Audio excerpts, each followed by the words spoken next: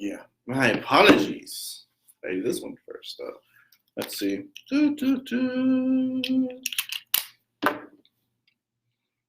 Yeah, I gotta make sure to disconnect the headset because no one will be able to hear you talk because the headset are connected. So, yeah. Do you ever use the wireless headbuds?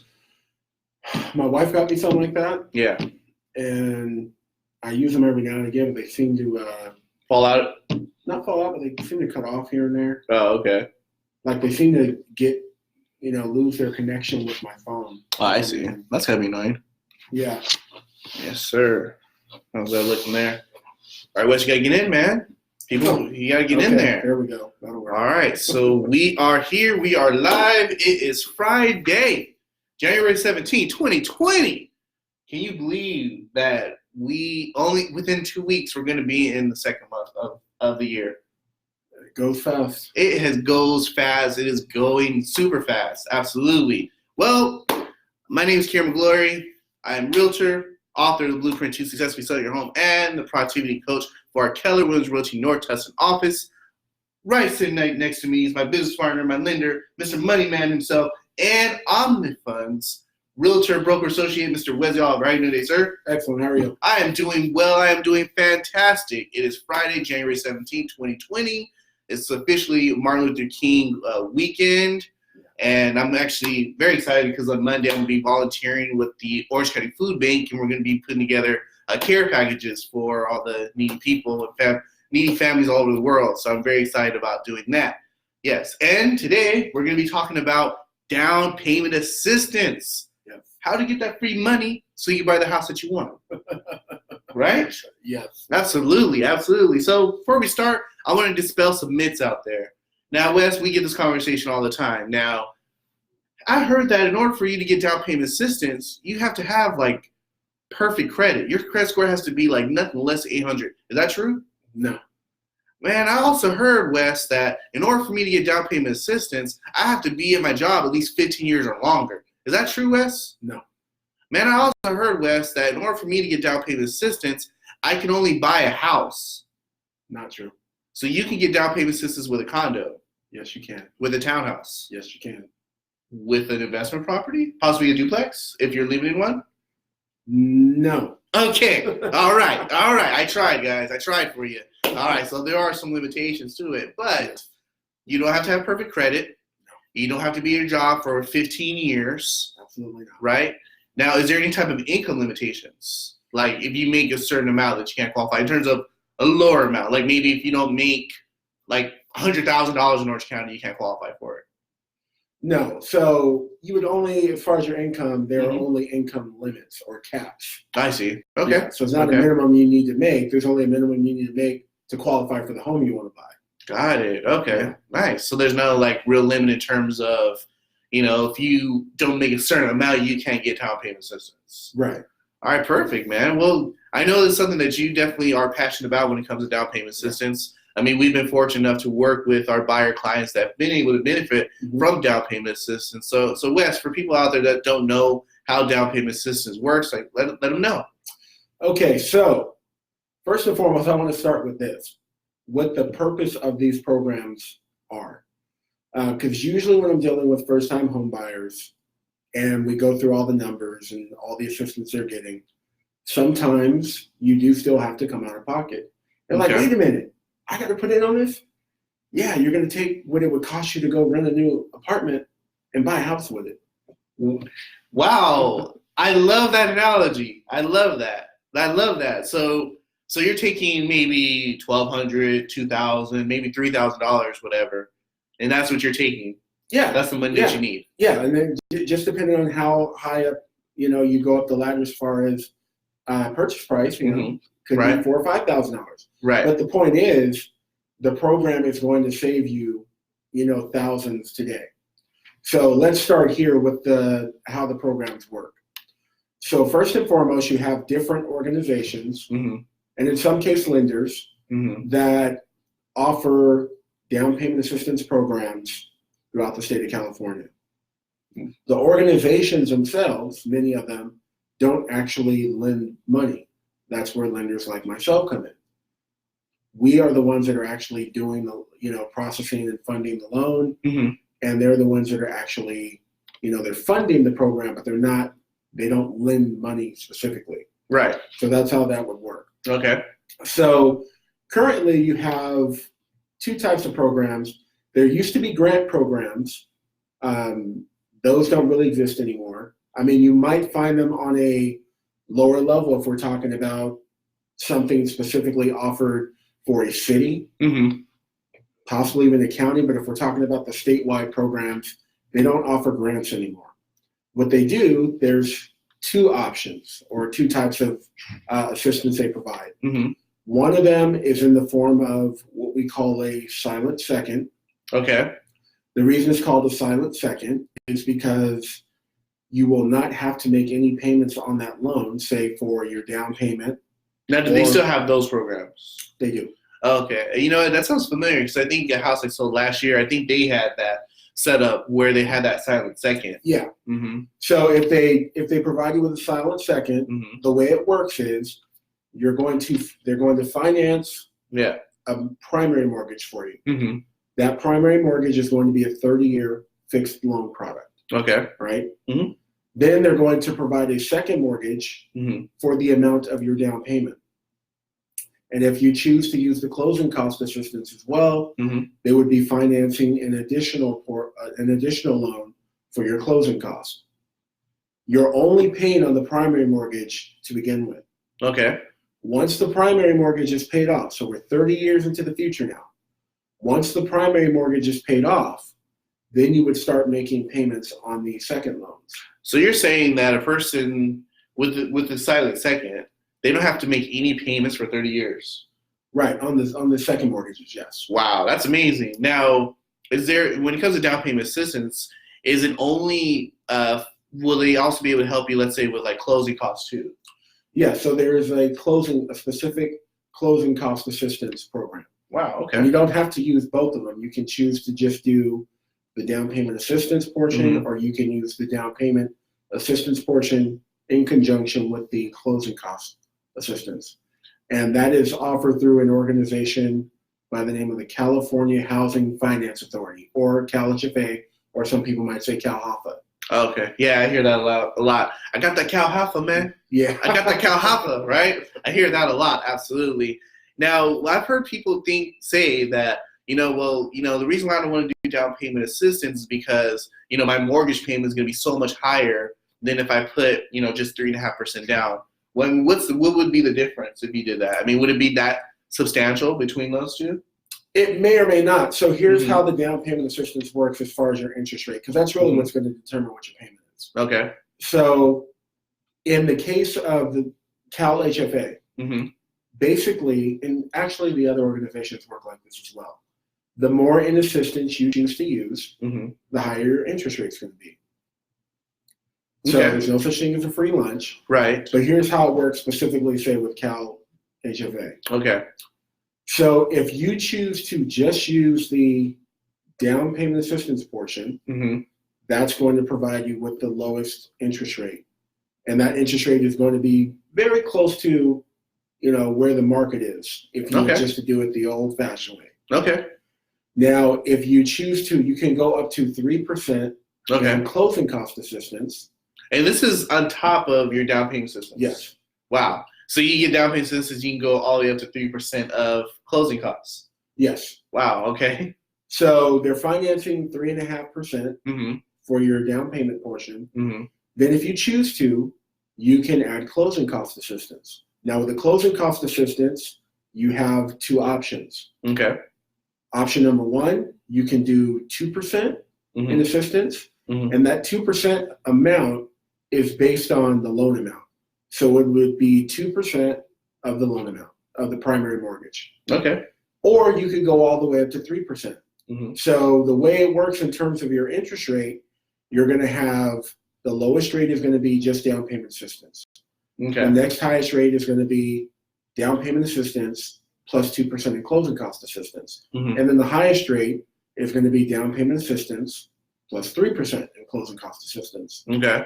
So what I usually try to do when I'm dealing with my clients, I'm going to look at what you have available to you financially as far as assets go, and then that'll determine which door we go, which door we open as far as how much assistance. So if you don't need the entire 3%, then I'm going to push you toward doing the 2% or maybe less, so you can keep your interest rate lower. Right. So, now, I know we've had this conversation before about, we have people that are like, hey, you know what? I have $80,000 in my account, and that's my savings. And I want to use all of it to put on a down payment. Right. Now how would you handle that type of situation? So I would really, advise that they look at the benefits of putting down that 80,000. Right. As far as the payment and how much of a benefit. So let me give an example. In many cases, people will want to put down 20%. Right. Simply so that they can avoid PMI. Correct. Right. So let's say your PMI payment is going to be $120 per month. That's like my cell phone bill, man. Right. So for a lot of people that can afford to buy a home in Orange County, $120 isn't really going to be make or break. Right. I mean, it's your Starbucks bill per month, right? So you have to ask yourself, where is that, let's say, $100,000 better served? Is it better served in some type of interest-bearing investment account where I can build and grow my wealth? Build net profits? Right. Or is it better putting it into the house so I can save $120 per month? So I'm a big fan of, me personally, and I understand what most people are thinking, yeah, but that PMI, it's a waste of money. I mean, it doesn't really benefit me. Yes and no. It does benefit you, because here's the benefit of PMI. It allows you to finance a house for less than 20% down. That is the benefit of PMI. That's what it is. It's a tool that allows you to finance a home for less than 20% down. Right. So, and I understand it feels like an extra bill, and I don't want my overhead to be but so much per month. Right. But like I said, my thinking is, and this is as someone who's been through this particular situation. So I was a homeowner in 2008. I just bought my current property in 2008, and I put $50,000 down, which at the time was 10%. Okay. So at the time, I'm thinking I want to keep my payment at a certain level. I want to keep it lower. Okay, great, that works. Right. You're going to save 150, 160, whatever per month by doing that. Okay, but should you end up in a position like I did, where all of a sudden overnight, just 2 years later, you lose a job overnight, no severance given. Right. You lose a 6-figure income overnight. Would you rather have the $50,000 in the bank, or would you rather pay $160 less per month? Yeah, I mean that's a really good point there, right? Because I mean, like I said, naturally, a lot of people would want to just think about if there's a way for me to lower my monthly payment, I got to take that on, right? And then you think about the situation that you talked about, because it happens. You know what I mean? Like, it happened to me before I got into real estate. The boss came in one day and said, "All right, I sold the firm, and we all lost our jobs," right? Right. So I mean, things like that happen because it's out of your control. Right. So would you rather be like, whew, like, yes, you are, of course you're sad, you're disappointed that you lost your job, of course. Right. But just know the fact that, you still have savings in your account. You still have money in your account where you don't have to automatically go into freak mode where you're like, oh my gosh, I got to put out applications. I have to go and get a job now because I don't have any savings. As opposed to, hey, you know what, honey, just lost my job. Don't worry, we still have $50,000, whatever, in our savings. We'll have time. Right. We're okay. Because last thing you want is to put all your funds into one vehicle. And also, I mean, go vehicle, talk about this person I know. That's a totally different conversation. That's a financial wealth conversation. But I'm just saying, you always want to make sure that you first and foremost, that your house is taken care of. And when I say your house, I'm not talking about your physical house. Right. I'm talking about your family. I'm talking about the people that rely on you as in terms of a breadwinner or a financial supporter. You want to make sure that those people are taken care of first and foremost before you decide to put all of your money into this vehicle, into this property, and not really have any type of savings or any type of safety net that can help you if that ever occurs, because it does, and a lot of it occurs without warning. Like sometimes you don't see the writing on the wall because everything's going so well, because you're as an employee, you're doing everything right. You're helping your clients, or you're doing your work very well, or maybe you just got promoted, right? So so I mean, that's something that you should think about too. Like, I understand you may want to put all your money up there to reduce your payment, but at the end of the day, you definitely want to make sure that if anything ever happened, you had that emergency funds where you can live off of and not be house broke, so to speak. Right. And it's not even just about the emergency part. That is one factor. But the other factor is, like I said, is there another investment vehicle I can put that money in to grow it, to help grow my net worth? Right. That would make more sense than for me to just put it down on a house, all of it. Well, yeah, absolutely, for sure. Because it's not really making a big difference. It's not like it's taking 15 years off of your payment or anything like that. It's like, no, it's not really shaving that much off, because you divide it by 360 months. Right. That additional 50,000 or whatever you put in there. And you make a great point, because that I would advise. So let's say you guys decide, let's say someone decides to put all their money down because they don't want to pay the $150 in PMI. Right. And I'm only using this term because sometimes it does make sense. For those of you who don't know, PMI works a lot like car insurance. Right. So your risk factors are going to determine how much you have to pay. And I've had people, unfortunately, with lower credit scores, that were going to have to pay, $300, $400, and in some cases $500 a month in PMI. So that's a different situation, but that's why I said you have to look at all the factors, right, as far as PMI goes. But if you did put the extra, 10% down or whatever, so you don't have PMI, take that money you're saving per month and just put it towards your principal every month. Yeah, that's another way of looking at it. Absolutely. Even if it's only $120, right? Because it makes a huge difference as far as cutting down the time you're actually going to be paying on that loan, right? And how much interest you actually end up paying on the loan as well. And you have control over that, right? That money is coming out of your bank account as opposed to you putting all this money into your property. Right. Absolutely. Yeah. So that's something I would look at. So the other type of down payment assistance went far left on that one, but the other type of assistance, it's still a silent second, but here's the difference. After you pay on it for 3 years, they will forgive the debt. I'm sorry, say that one more time. They will forgive the debt. I'm sorry, say that one more time.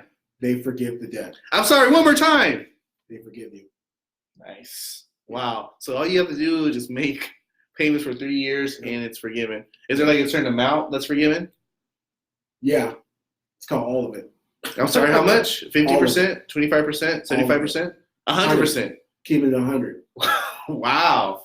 So just make your payments 3 years, and all of a sudden that can be forgiven. Right. So to qualify for these programs, there is a income limit. Okay. But let me tell you guys a little secret and let you in on this.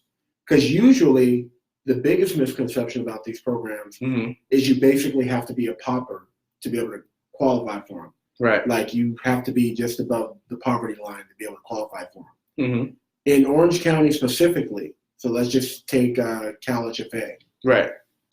Orange County, I believe the number now is 194,000. That's the maximum. Oh, wow. 194,000. So anybody listening to this right now that makes over 194,000 a year, you should just hang up.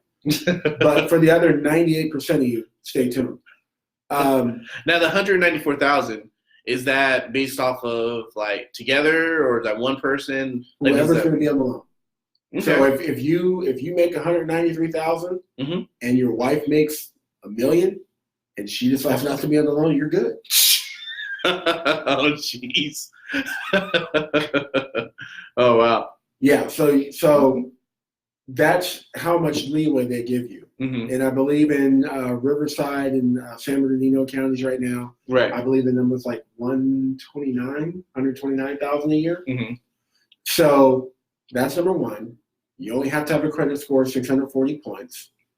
Just 640. Just 640. Okay. Some of the programs you have to have a 680 Mm-hmm. with certain organizations, but if we're talking about FHA, Mm-hmm. 640, Mm-hmm. and for a good number of the programs, even if it's conventional, 640.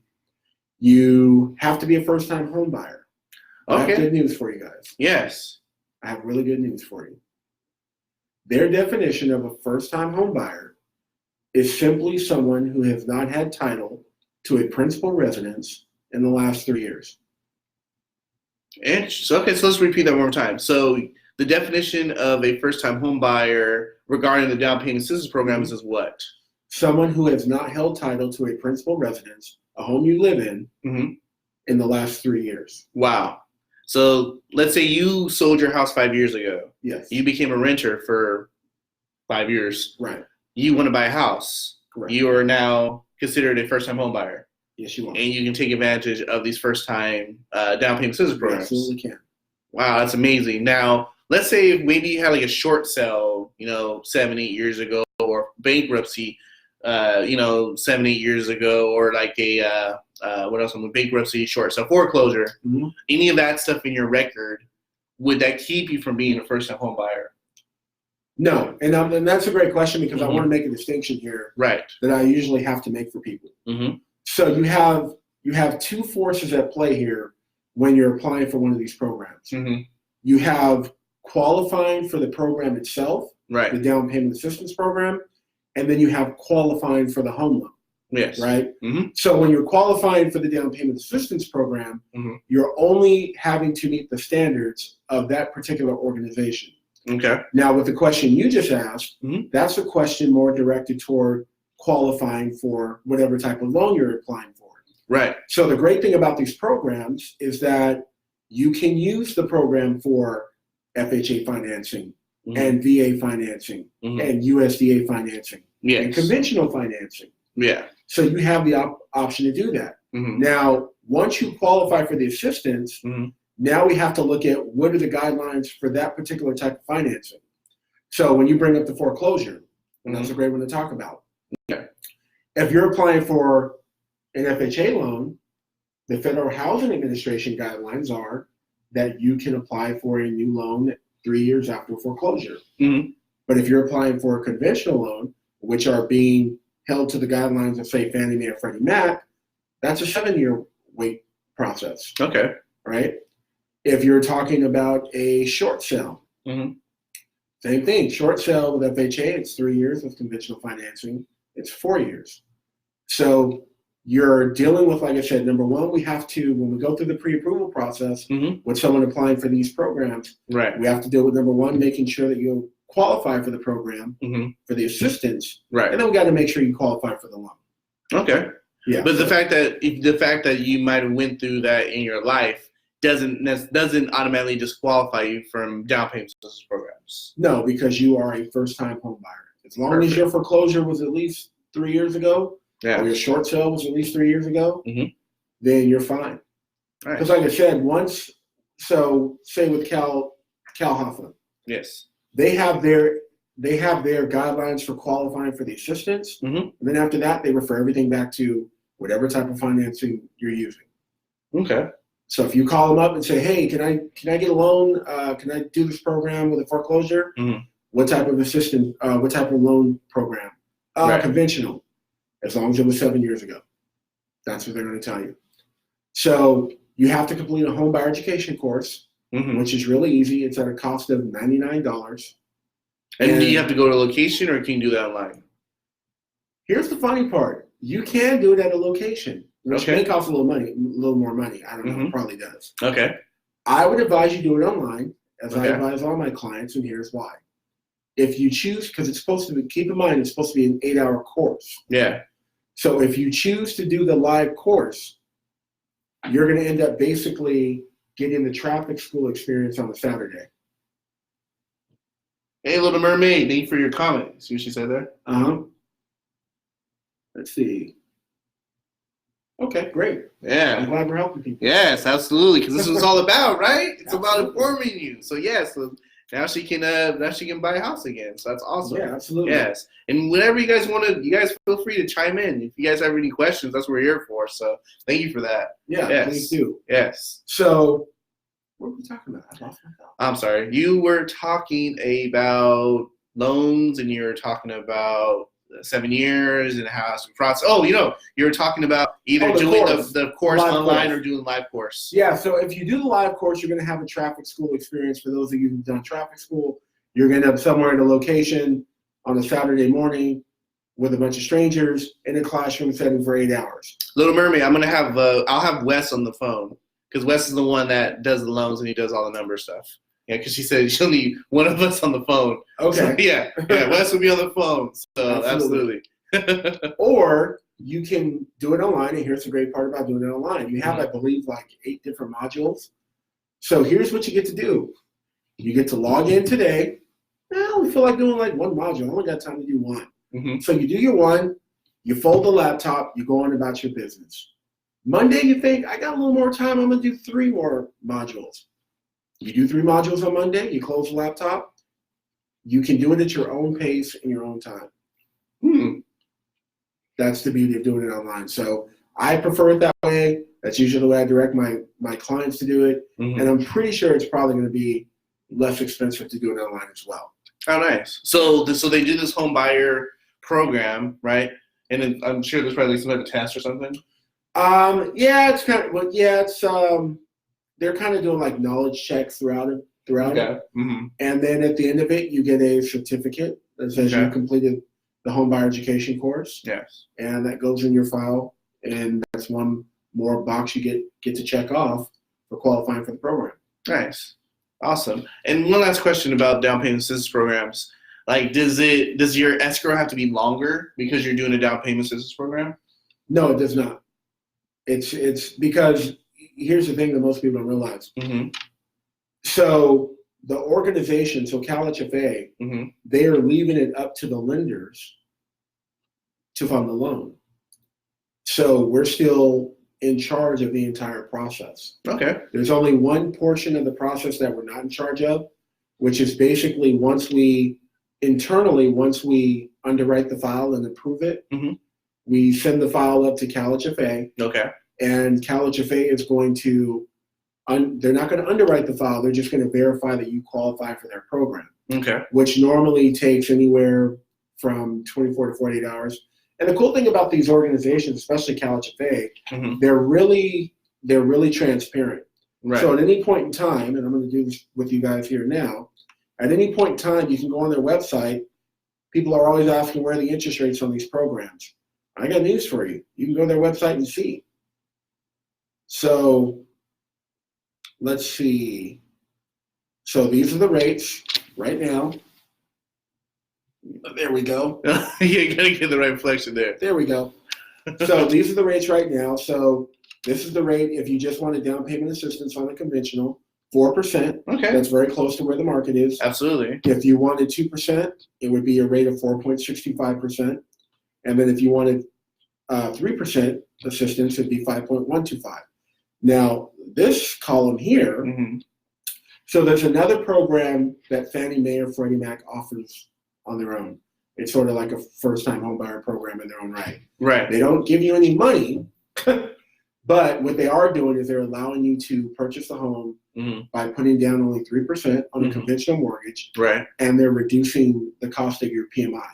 Oh, I see. Okay. So how you qualify for that program, it's geographical and it's income-based. Mm-hmm. So what you would have to do is go to a Fannie Mae or Freddie Mac website, plug in the address for the home, and it'll show you what the income level is or the income max is for their program in that area.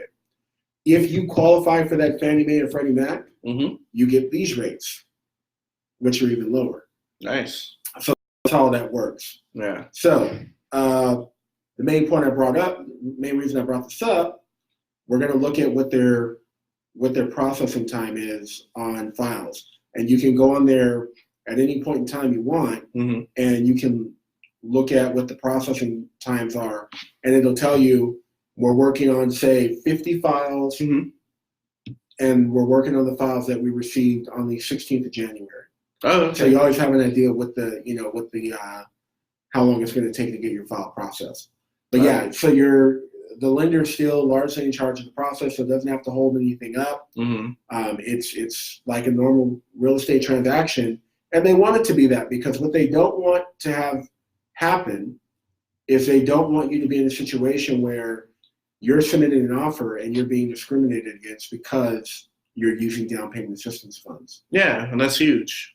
Yeah, so they want you to be in a position Mm-hmm. to be able to be as competitive as Mm-hmm. anybody else submitting an offer, and that's how they're able to do that for you. Yeah. So the other thing as well that I want to point out, because we're talking about qualifying for the program Mm-hmm. and qualifying for financing, Mm-hmm. because I'll get this call every now and again. Hey, I want to use some down payment assistance to buy a house. Mm-hmm. I make like $10 an hour and my credit score is a 400. So understand, these programs are designed to solve one particular problem. It just so happens to be the most prevalent problem that home buyers have. Right, and that's the down payment. That's what it is. So it's there to help you with your down payment and your closing costs. Right. It can't help you overcome bad credit. It can't help you overcome a shortage of income. Mm-hmm.